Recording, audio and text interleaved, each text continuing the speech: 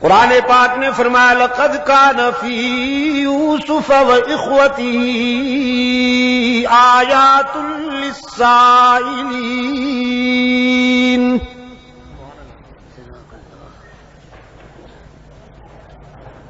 زندگی کی تلخیوں سے گھبرائے ہوئے لوگوں کے لیے بہت ساری عبرتیں پنہاں ہیں اس بات میں.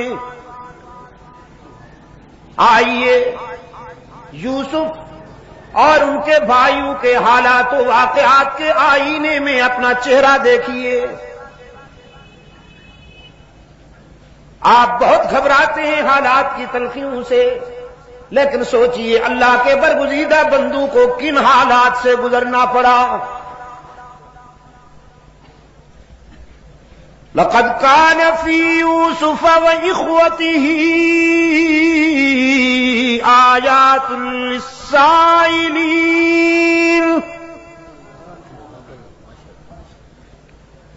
إذ قالوا ليوسف وأخوه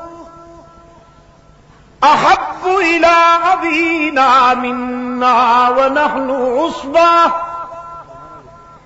إن أبانا لفي ضلال مبين. قصور دیکھیے، حسد کے بیماروں نے سب سے بڑی بات یہ کی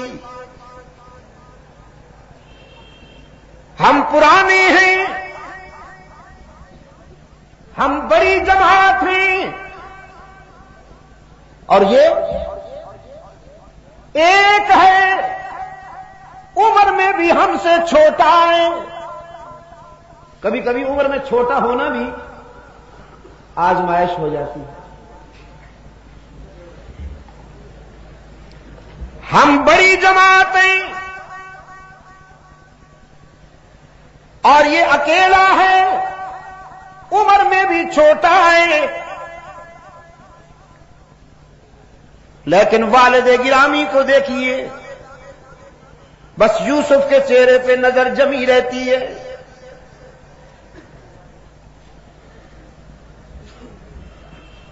ان سے دامن بچانے کی بس ایک ہی صورت ہے کہ قتل کر دیا جائے اسے، یا دنیا کے کسی ایسے کونے میں پھینک دیا جائے کہ یعقوب یوسف کی صورت ہی نہ دیکھ پائیں.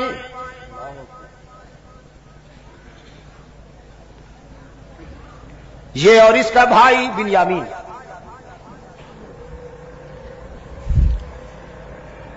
قال قائل منهم لا تقتلوا یوسف. یہ بھی قانون فطرت ہے. جب کسی مظلوم کے لیے دشمنی ہوتی ہے تو دوستی کی کوئی نہ کوئی کرن ضرور روشن ہوتی ہے. میں نے رات بھی کہا تھا، فرعون نے جب حضرت موسیٰ علیہ السلام کے بارے میں یہ ارادہ کیا کہ اسے قتل کر دیا جائے تو آسیہ ساتھ بیٹھی تھی. انہوں نے جرح کی، پرپوزل دیا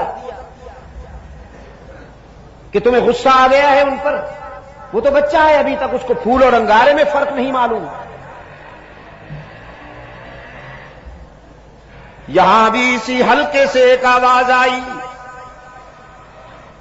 قتل کا منصوبہ تو تم نے بنا لیا، لیکن وہ ہاتھ کہاں سے لاؤ گے جو اس چاند سے چہرے پر خنجر چلائیں؟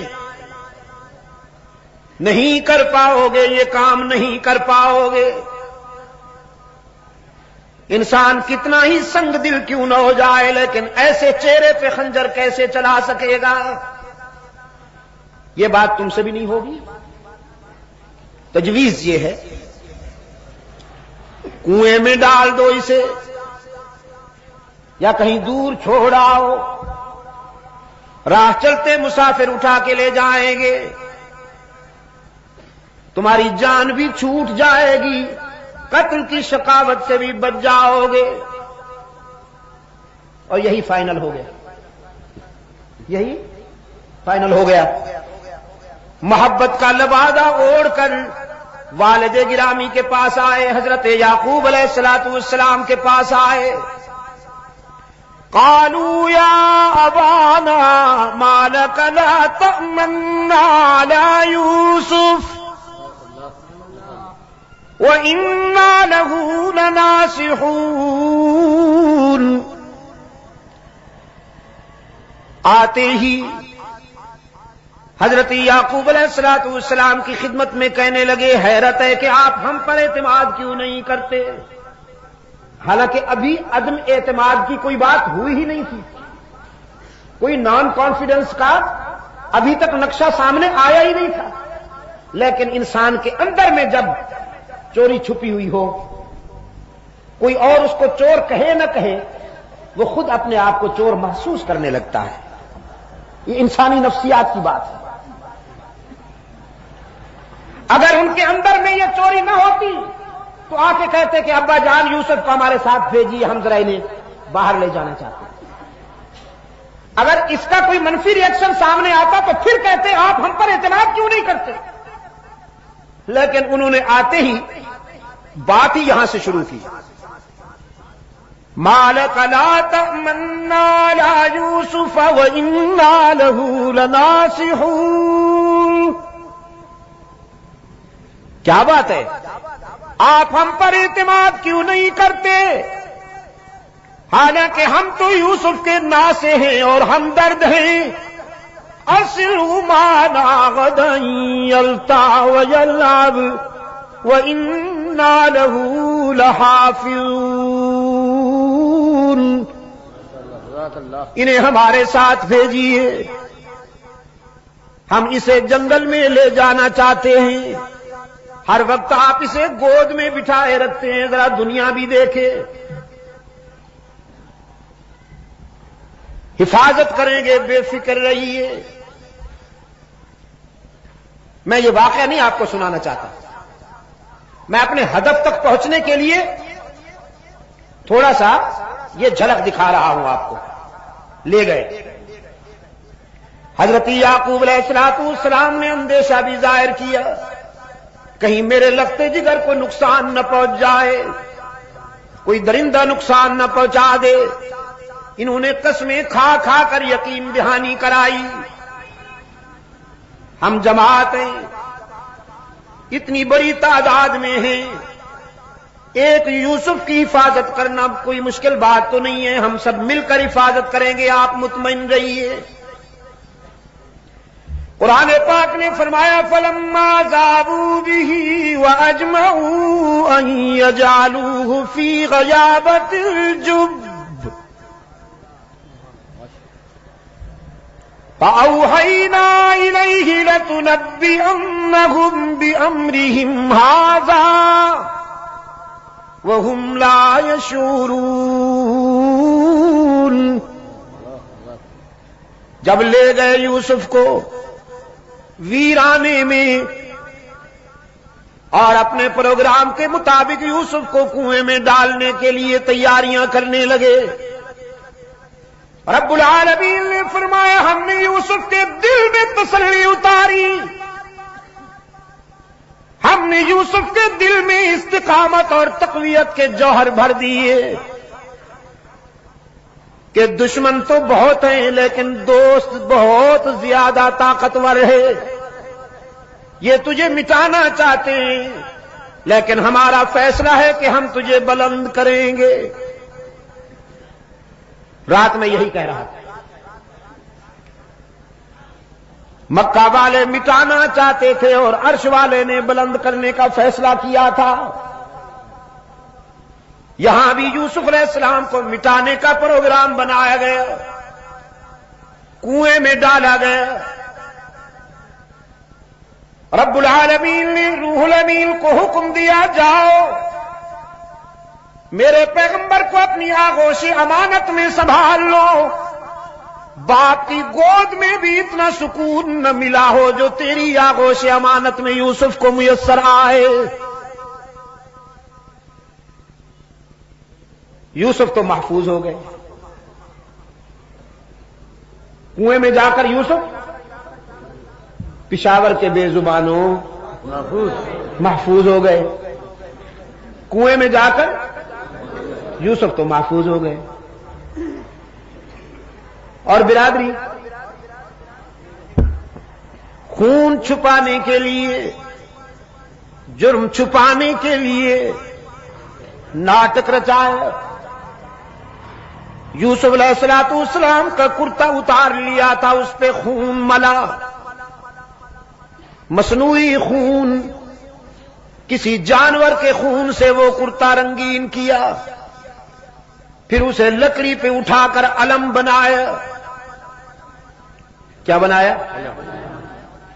علم بنایا۔ یہ ہتھ کنڈے پرانے ہیں، ہاتھ نئے ہیں۔ ہتھ کنڈے پرانے ہیں، ہاتھ نئے ہیں۔ چوری چھپانے کے لیے یہ ناٹک بہت پہلے ہوا۔ جناب یوسف علیہ السلام کا خون آلود کرتا لکڑی پہ اٹھائے ہوئے، مصنوعی آنسو بہاتے ہوئے، چیختے چلاتے ہوئے، قرآن کی زبان میں شام غریبہ مناتے ہوئے حضرت یعقوب علیہ السلام کی خدمت میں آئے۔ قرآن کہتا ہے وَجَاءُوا أَبَاهُمْ عِشَاءً يَبْكُونَ،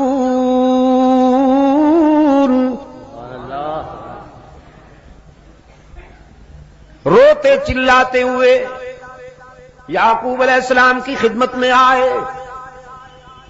قالوا يا أبانا إنا ذهبنا نستبق وتركنا يوسف عند متاعنا فأكله الذئب وما أنت بمؤمن لنا ولو كنا صادقين۔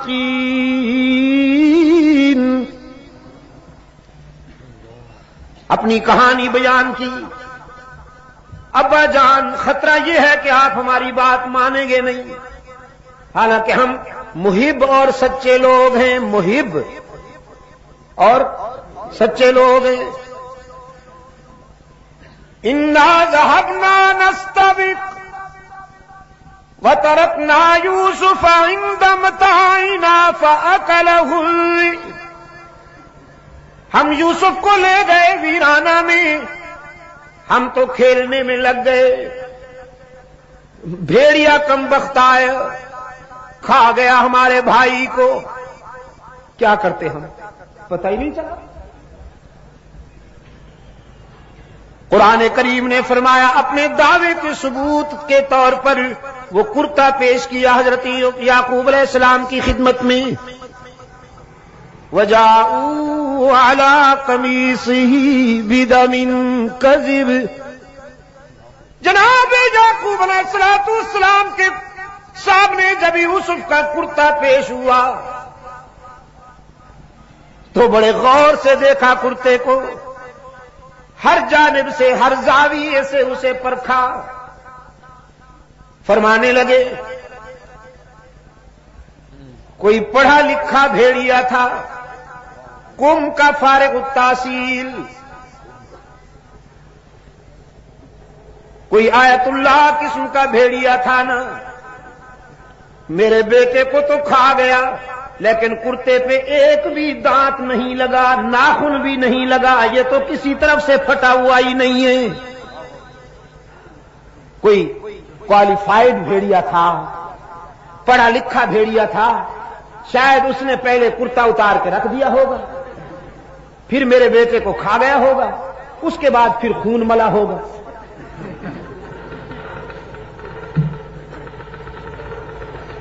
فرمایا بل سولت لکم انفسکم امرا فصبر جمیل واللہ المستعان علی ما تصفون۔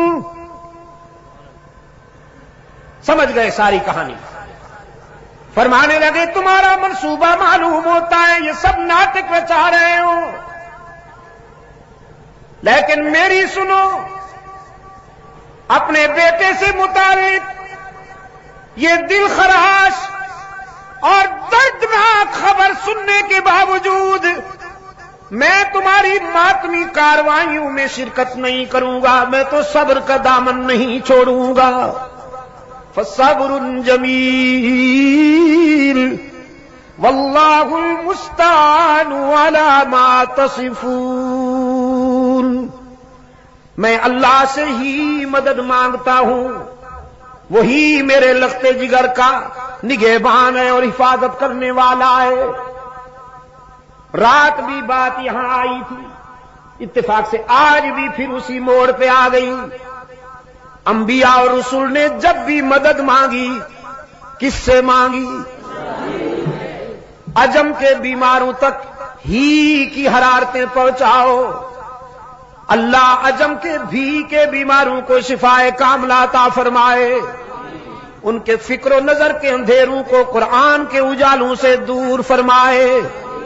انبیاء اور رسول نے زندگی کے سفر میں جب بھی کوئی مشکل مقام آیا تو کس سے مدد مانگی؟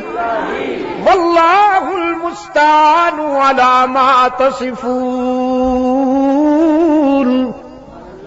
یعقوب نے بھی بیٹے کو اللہ کے حوالے کیا، اور ان مراحل سے گزرنے کے بعد جب یوسف کو انعام ملا، ایثار، استقامت اور وفا کا سفر کرنے کے بعد جب اللہ نے یوسف کو انعام عطا کیا ہے، پاؤں کے نیچے مصر کا تخت ہے اور سر پہ نبوت کا تاج ہے۔ انعام پسند آیا آپ کو؟ پاؤں کے نیچے مصر کا تخت ہے اور سر پہ نبوت کا تاج ہے۔ روحانی طور پر بھی صاحب اختیار ہیں اور مادی نقطہ نظر سے بھی صاحب اقتدار ہیں۔ فطرت کبھی کبھی عجیب مناظر دکھاتی ہے۔ کنویں میں ڈالنے والے منگتا بن کر آئے ہیں، سوال کرتے ہیں غلے کا۔ جناب یوسف علیہ السلام کے سامنے اپنی حالت زار بیان کرتے ہوئے کہتے ہیں ایھا العزیز مسنا واہلنا الذل وجئنا ببضاعة مزجاة فاوف لنا الكيل وتصدق علينا ان اللہ یجزی المتصدقین۔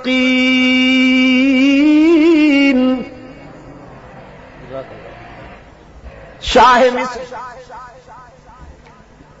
ہم بھوک اور افلاس میں اکتائے ہوئے ہیں، مبتلا ہیں، تیرے جود و سخا کے چرچے سن کر حاضر ہوئے ہیں، ہمارے حال پہ رحم کیجئے، ہمیں غلہ عطا کیجئے، ہم جس کا معاوضہ دینے کی پوزیشن میں بھی نہیں۔